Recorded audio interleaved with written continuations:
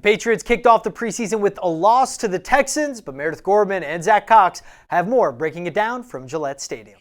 Meredith Gorman here at Gillette Stadium with our Patriots beat reporter Zach Cox. And Zach, we saw the Patriots' first preseason game tonight. Mac Jones did not play, but Bailey Zappi playing the entire first half going into the third quarter. And then we saw glimpses from two other guys at the reins for the Patriots. Malik Cunningham, an unexpected guy to see reps at quarterback tonight. What did you make of the Patriots QB situation with Mac not playing? Well, for starters, I think this was a very clear picture of the lack of quarterback competition for the Patriots. As you mentioned, Mac Jones didn't play at all in this game, nor did most of the Patriots starters on both sides of the ball. And Bailey Zappi played the entire first half, even a little bit into the third quarter. I was actually a little surprised at just how much he played in this game, but very clear that there's a pretty big gap between Jones and Zappi at the moment. But Malik Cunningham was a lot of fun. We were hoping that we would get to see him in there at quarterback. He had been working almost exclusively as a wide receiver for the first 10 or so practices of training camp. They finally got him some work at QB in the last two practices, and then he got the Patriots' final drive tonight. And it was really the only moderately impressive drive for the Patriots offense in this game. It was a 14-play, 75-yard drive, lasted about 9 or 10 minutes.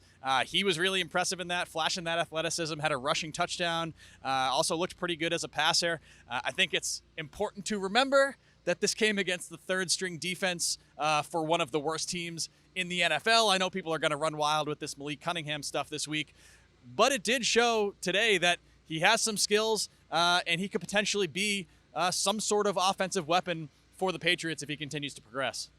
That's right. And now on the other side of the ball, on defense, obviously Keion White was the guy who got a lot of fanfare from how he played out there. But what stood out to you on defense? Yeah, Keion White was definitely the star defensively, I would say.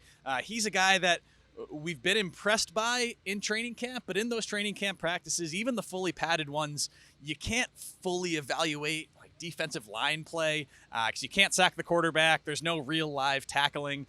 But he came out in this game in his Patriots debut. He was really impressive. He was very disruptive, basically played the entire first half, was in the backfield a lot, had a quarterback hit, helped force a fumble on a botched pitch. He's a big guy. He's a versatile guy. He's clearly got that speed and that athleticism. And he's somebody that I think could see a lot of early playing time for the Patriots. And now we mentioned most of the starters didn't end up playing in this first preseason game. We did see a few guys who started or played a lot last year play tonight. Jalen Mills, one of them. What do you make of that? Yeah, Jalen Mills is an interesting case. I would say that's probably more related to the fact that he's playing a new position now.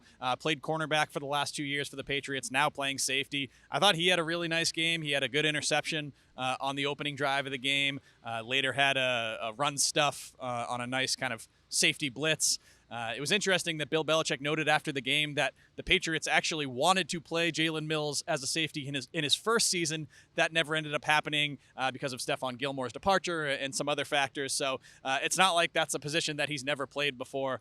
But another interesting starter or pseudo-starter that we saw a lot of tonight was Jack Jones.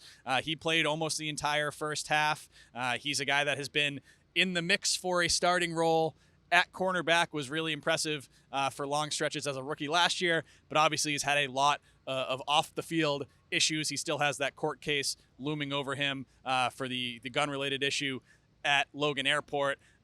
So it's been interesting to see how the Patriots have used him so far in training camp and then tonight, because you'd say just based on performance last year and in training camp, he's probably a guy that wouldn't have seen a lot of playing time tonight, but the fact that he was out there for as long as he was telling.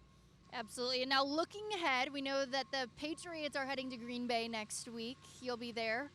What does the next couple of days look like for them? Yeah, it looks like at least one more practice in Foxborough for the Patriots before they head to Green Bay and then head to Nashville for some joint practices with the Tennessee Titans. And that's really where the preseason starts to ramp up. Coaches have said in the past that a lot of times they even get more out of those joint practices than they do out of preseason games, because you can really control the situations and put guys exactly where you want to from an evaluation standpoint. So I say the evaluation of the Patriots roster, some of those roster battles, those are really going to kick up into high gear when they get to Green Bay this week. PNC Bank, helping to make banking easier.